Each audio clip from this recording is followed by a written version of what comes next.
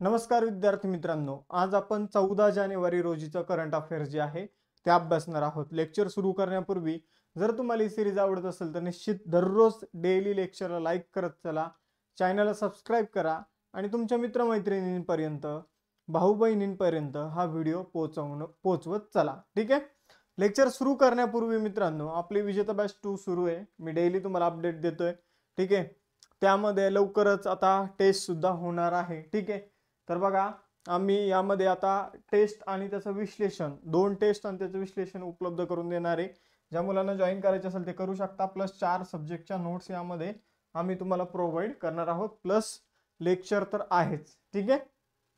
यानंतर बघा, उद्या आपल्या मेन बॅचेस ज्या इथे लॉन्च होत आहे. ऑल इन वन बॅच, 1 इयरची बॅच आहे सगळ्या सरळ सेवा परीक्षेसाठी. टेटची Dronacharya batch, RRB group D साठी आरंभ बॅच आपण सुरू करत आहोत. त्याचबरोबर लेखा आणि कोशागार विभागासाठी रेकॉर्डेड बॅच आपण सुरू करत आहोत. अभ्यास मित्राचा नोट्स पॅक आता तुम्ही परचेस करू शकता, ज्यामध्ये सर्व विषयाच्या नोट्स आणि अभ्यास मित्राच्या नोट्स तुम्ही Amazon वरून विकत घेऊ शकता. त्याचबरोबर तुम्ही कंबाईनसाठी आपली यशवंत बॅच घेऊ शकता, जिची फी 1499 आहे. 4 महिन्याचा कालावधी आहे. टेस्ट सिरीज आहे, प्लस 4 सब्जेक्टच्या नोट्स आहे, प्लस PYQ चे लेक्चर आहे. असे सगळं एकाच ठिकाणी तुम्हाला मिळेल 1499 रुपयामध्ये. त्याचबरोबर तुम्ही टेस्ट सिरीज 350 रुपयामध्ये सेपरेट सुद्धा घेऊ शकता. ठीक आहे. या सगळ्या गोष्टी आणि त्याचबरोबर राज्यसेवा आणि कंबाईनचे फाउंडेशन बॅच सुद्धा तुम्हाला आपल्या अभ्यास मित्र ॲपमध्ये उपलब्ध होऊन जाईल. त्याचबरोबर टेलिग्राम चॅनल जॉईन करा.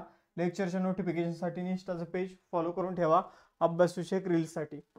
सुरुवात करूया आजच्या 14 जानेवारी रोजीच्या करंट अफेअर्सला. बघा मित्रांनो, जानेवारी 2025 मध्ये प्रवासी भारतीय सन्मान पुरस्कार जो आहे 2025चा, तो कोणाला देण्यात आला. आपण प्रवासी भारतीय दिवस बघितला, आपण प्रवासी भारतीय परिषद बघितली.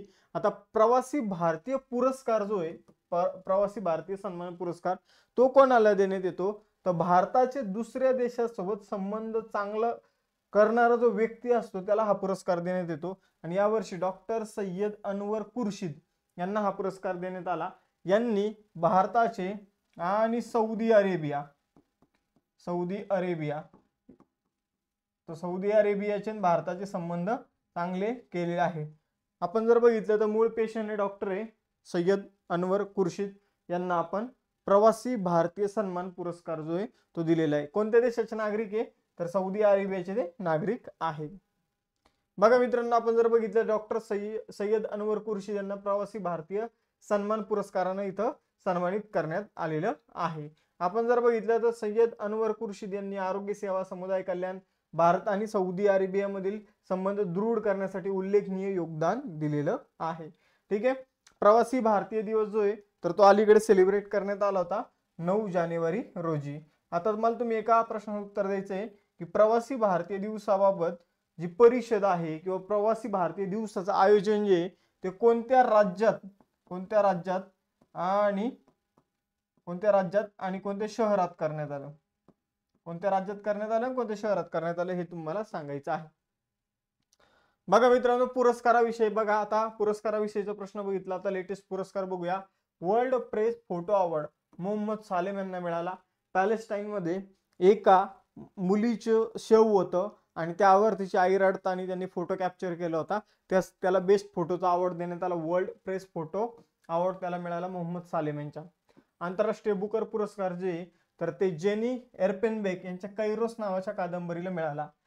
जेनी एरपेनबेक यांनी ही जी कैरोस नावाची कादंबरी लिहिलेली आहे ती कोणत्या भाषेत लिहिलेली आहे? जर्मन भाषेत लिहिलेली. कोणत्या भाषेत लिहिलेली? जर्मन भाषेमध्ये लिहिलेली आहे. ठीक आहे. जर्मन भाषेमध्ये लिहिलेल्या कादंबरीला पहिल्यांदाच आंतरराष्ट्रीय बुकर पुरस्काराने सन्मानित करण्यात आलेलं आहे.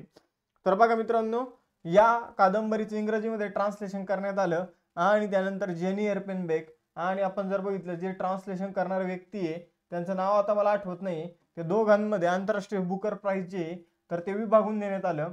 बक्षीस जे ते 50,000 पाऊंड एवढं असतं. ठीक आहे. पण आता ते 25,000 जेनी एरपेनबेक आणि ज्यांनी या पुस्तकाचं ट्रान्सलेशन केलं त्यांना देण्यात आलेला आहे. हा पुरस्कार 2016 पर्यंत दर 2 वर्षाला देण्यात येत होता, पण नंतर आतापासून हा पुरस्कार जर बघितलं तर दरवर्षी देण्यात येतो. प्लस अजून एक गोष्ट सांगतो ती लक्षात ठेवा. बघा मित्रांनो, आंतरराष्ट्रीय बुकर पुरस्कार जो आहे तो 2019 पर्यंत आपण जर बघितलं तर मॅन बुकर फाउंडेशन मार्फत देण्यात येत होता. आता हा पुरस्कार क्रँकस्टड फाउंडेशन मार्फत देण्यात येतो. मिथुन चक्रवर्ती यांना दादासाहेब फाळके पुरस्कार जो आहे त्याने 2024 मध्ये सन्मानित करण्यात आलं. पण ऍक्च्युअली एक गोष्ट लक्षात ठेवायची आहे, हा पुरस्कार 2022 वर्षासाठीचा आहे. 2021 साठीचा पुरस्कार वहिदा रहमान यांना 2023 मध्ये मिळाला होता. रामन मॅग्सेसे पुरस्कार हायायो मियाझाकी यांना मिळालेला आहे. सर्वोत्कृष्ट अभिनेता शाहरुख खान ठरलेला आहे. जवान चित्रपटासाठी सर्वोत्कृष्ट अभिनेत्री ठरलेली राणी मुखर्जी. ठीक आहे. त्यानंतर जर आपण बघितलं ॲबेल पारितोषिक 2024 कोणाला मिळालं? मिशेल टालाग्रँड यांना. 2024 मध्ये फिजीचा सर्वोच्च सन्मान कोणाला मिळाला? तर द्रौपदी मुर्मू यांना. Companion of the order of Fiji IOE म्हणजे इंटरनॅशनल ऑलिम्पिक कमिटीकडून ऑलिम्पिक ऑर्डर अभिनव बिंद्रा यांना मिळालेला आहे. त्यानंतर दुसरा क्वेश्चन आहे बघा मित्रांनो, कुंभमेळा जो आहे प्रयागराजमध्ये तो आयोजित केला जातो, त्याला महाकुंभ म्हटलं जातंय. कारण जवळपास 100 ते 150 वर्षानंतरचा तो काहीतरी एक विशिष्ट असा कुंभमेळा आहे. त्यामुळे बघा ह्या कुंभमेळ्याला जवळपास 40 कोटी लोक येणार. किती? 40 कोटी लोक येणार आहे. तर अशा प्रकारचा हा कुंभमेळा असणार आहे. महाकुंभ म्हणूनच सगळीकडे चर्चा सुरू आहे. मग आपण जर बघितलं महाकुंभची जे काही आपण तिथं जे काही कार्यक्रम वगैरे होणार आहे तर ते दुर्गम भागात, ग्रामीण भागात पोहोचवण्यासाठी उत्तर प्रदेश सरकारने कोणतं FM चॅनल सुरू केलेलं आहे? तर त्यांनी कुंभवाणी नावाचं FM चॅनल सुरू केलेलं आहे. आपण जर बघितलं ते चॅनलचा नंबर काय असणार आहे FM वर? तर चॅनल 103.5 एवढं तुम्हाला लक्षात ठेवायचे. त्याचबरोबर जर बघितलं तर महाकुंभ प्रयागराजमध्ये आयोजित करण्यात येते, हे लक्षात ठेवा. आता महाकुंभ विषयी अनेक प्रश्न आपल्याला भविष्यामध्ये येणारच आहे, ते सगळे आपण अभ्यासणार आहोत. बघा मित्रांनो, उत्तर प्रदेशशी संबंधित प्रश्न आहे. तर इथं उत्तर प्रदेशशी संबंधित गोष्टी बघूया. राजधानी लखनौ, मुख्यमंत्री योगी आदित्यनाथ, राज्यपाल आनंदीबेन पटेल. सगळ्यात जास्त लोकसभेच्या राज्यसभेच्या जागा उत्तर प्रदेशमध्ये, लोकसभेच्या 80, राज्यसभेच्या 30. त्यानंतर विधानसभेच्या 403 जागा. त्यानंतर काही वन्यजीव अभयारण्य राष्ट्रीय उद्यान बघूया. दुधवा राष्ट्रीय उद्यान मध्य प्रदेश उत्तर प्रदेशमध्ये. त्यानंतर चंबळ राष्ट्रीय उद्यान आहे. त्यानंतर पिलीभीती व्याघ्र प्रकल्प आहे. अमनगड व्याघ्र प्रकल्प आहे. चंद्रप्रभा वन्यजीव अभयारण्य आहे. किशनपूर वन्यजीव अभयारण्य आपल्याला कुठं बघायला मिळतं? तर उत्तर प्रदेशमध्ये बघायला मिळतं. त्यानंतर उत्तर प्रदेशशी संबंधित चालू घडामोडी जाणून घेऊया. बघा मित्रांनो, जगातील पहिलं आशियाई राजा गिधड संवर्धन आणि प्रजनन केंद्र कुठं सुरू झालं? तर महाराजगंज उत्तर प्रदेश. आमचे संविधान आमचा आदर हा जो कार्यक्रम आहे हा प्रयागराज उत्तर प्रदेश येथे सुरू करण्यात आला. 5 कोटी आयुष्यमान कार्ड जारी करणारं पहिलं राज्य उत्तर प्रदेश. कोणत्या राज्याचे मुख्यमंत्री योगी आदित्यनाथ यांनी 25 नोव्हेंबर हा जो दिवस आहे हा मांसाहारी निषेध दिवस म्हणून सेलिब्रेट करणं सुरू केलं. या दिवशी आपण जर बघितलं तर मांस आणि मासे ज्या ठिकाणी मिळतात ती दुकानं बंद राहणार आहे. त्यानंतर टाटा पॉवर सोलार सिस्टीम लिमिटेडने घर घर सोलार उपक्रम कोणत्या राज्यात सुरू केला? उत्तर प्रदेशमध्ये.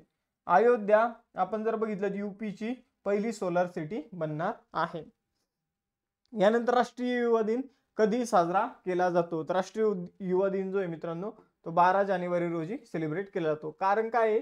तर 12 जानेवारीला स्वामी विवेकानंद यांची जयंती असते आणि मग या दिवशी आपण राष्ट्रीय युवा दिन जो आहे तो सेलिब्रेट करत असतो. 1985 पासून आपण राष्ट्रीय युवा दिनाचं सेलिब्रेशन करत आहे. ठीक आहे. आपण जर बघितलं तर 1984 मध्ये स्थापना झाली आणि 1985 पासून आपण राष्ट्रीय युवा दिनाचं सेलिब्रेशन करतो. या वर्षीची थीम आहे youth empowerment for nation building. ठीक आहे. यानंतर पुढे जाऊया. बघा महत्वाचे दिवस बघून घेऊया. जागतिक कुटुंब दिवस 1 जानेवारी. DRDOने 1 जानेवारी 2025 ला आपला कितवा स्थापना दिवस सेलिब्रेट केला? 67वा.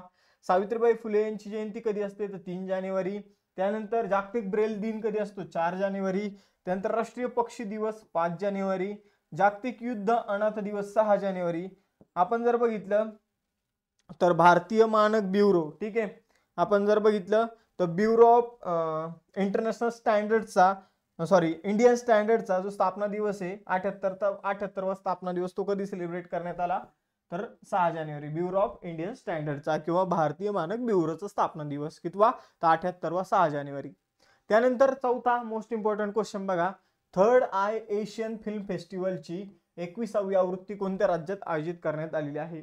तर third I Asian film festival मित्रांनो महाराष्ट्रामध्ये मुंबई या ठिकाणी आयोजित केलं जात आहे. मुंबई ठाण्यामध्ये. बघा मित्रांनो या थर्ड आय फिल्म फेस्टिवलमध्ये आपण जर बघितलं थर्ड आय एशियन फिल्म फेस्टिवलमध्ये चीनी, त्याचबरोबर मलेशियाचे, बांगलादेशचे, कझाकिस्तानचे, ट्युनिशियाचे आणि भूतान या देशांचे चित्रपट जे आहे, तर ते दाखवले जाणार आहे. टोटल 61 चित्रपट जर आपण बघितलं तर 10 ते 16 जानेवारी दरम्यान दाखवले जाणार आहे. यातला पहिला चित्रपट असणार आहे Chinese drama the black dog, हा पहिला चित्रपट आहे. यानंतर पुढे जाऊया. जोसेफ ओन हे कोणत्या देशाचे राष्ट्रपती बनले, तर हे लेबेनॉनचे राष्ट्रपती बनलेले जोसेफ ओन. बघा मित्रांनो, आपण जर बघितलं तर लेबेनॉन आशिया खंडातील एक देश आहे. बेरूत राजधानी आहे आणि लेबनीज पाऊंड जे ते लेबेनॉनचं चलन आहे. यानंतर पुढे जाऊया. दक्षिण भारतातील पहिली संसर्गजन्य रोग संशोधन आणि निदान प्रयोगशाळा कुठे स्थापन केली जात आहे, तर दक्षिण भारतातील पहिली संसर्गजन्य रोग आणि निदान प्रयोगशाळा मित्रांनो बँगलोर कर्नाटक या ठिकाणी स्थापन केली जात आहे. तर बघा मित्रांनो, दक्षिण भारतातील पहिली संसर्गजन्य रोग संशोधन आणि निदान प्रयोगशाळा बेंगलोरमध्ये स्थापन केली जात आहे. बँगलोर वैद्यकीय महाविद्यालय आणि संशोधन संस्थेद्वारे ही स्थापन केली जात आहे. म्हणजे काय, सिंपल, तर जे काही रोग असतात तर रोगांमध्ये आपण काही रोग संसर्गजन्य असतात, म्हणजे ते एकाला झाला सर्दी तर दुसऱ्याला होते, एकाला खोकला झाला तर दुसऱ्याला होऊ शकतो. असे संसर्गजन्य जे रोग असतात त्याच्यावर संशोधन करण्यासाठी त्याचं निदान करण्यासाठी एक प्रयोगशाळा दक्षिण भारतामध्ये नव्हती, तर ती बेंगलोरमध्ये स्थापन करण्यात आलेली आहे. इथं जे संसर्गजन्य रोग ज्यांच्यामुळे होतात जसे की जीवाणू, बॅक्टेरिया, बुरशी म्हणजे फंगाई, परजीवी म्हणजे एंडोपॅरासाइट, तर या कारकांचा अभ्यास जो आहे तो केला जाणार आहे. ठीक आहे. यानंतर जाऊया पुढं. कर्नाटकची राजधानी बेंगलुरू. मी काल प्रश्न विचारला होता, आपण जर बघितलं तर बेंगलोरची स्थापना कोणी केलेली, बऱ्यापैकी मुलांनी उत्तर दिलं.